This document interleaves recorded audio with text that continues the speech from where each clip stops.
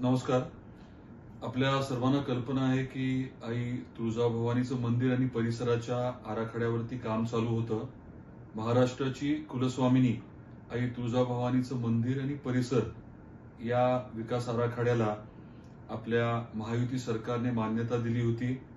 आपले आदरणीय मुख्यमंत्री देवेंद्रजी फडणवीस साहेब इथं स्वतः तुळजापूरला आले होते. अगदी बारकाईने प्रत्येक विषय त्यांनी बघितला होता. आराखड्याचं सादरीकरण त्यांनी बघितलं होतं आणि महत्वाच्या सूचना केल्या होत्या. त्या अनुषंगाने आराखडा सादर करण्यात आला होता.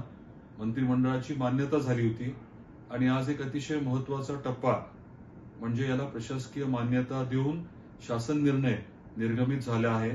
त्याबद्दल महायुती सरकारचे मनापासून आभार व्यक्त करतो.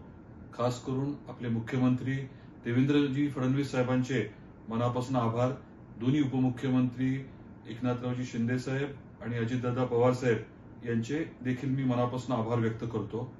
हा आराखडा जो आहे तो आता तातडीने कार्यान्वित करण्यासाठी आम्ही प्रयत्न करतोय. युद्ध पातळीवरती हे काम सुरू राहील आणि 3 वर्षांमध्ये आराखडा जो आहे तो पूर्ण करण्याचा आमचा संकल्प आहे. सर्वांनी यासाठी सहकार्य करावं अशी अपेक्षा आहे आणि या माध्यमातून तुळजापूरचा तर कायापालट होणारच आहे. अर्थकारणाला प्रचंड चालना मिळणार आहे.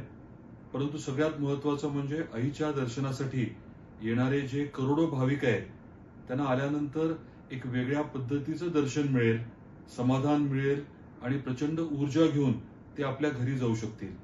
तर या पूर्ण प्रक्रियेमध्ये ज्यांनी सहकार्य केले त्यांचे पुनश्च आभार मानतो आणि आता महत्वाचं काम जे पुढे होणार आहे त्यासाठी सर्वांनी सहकार्य करावं ही विनंती करतो.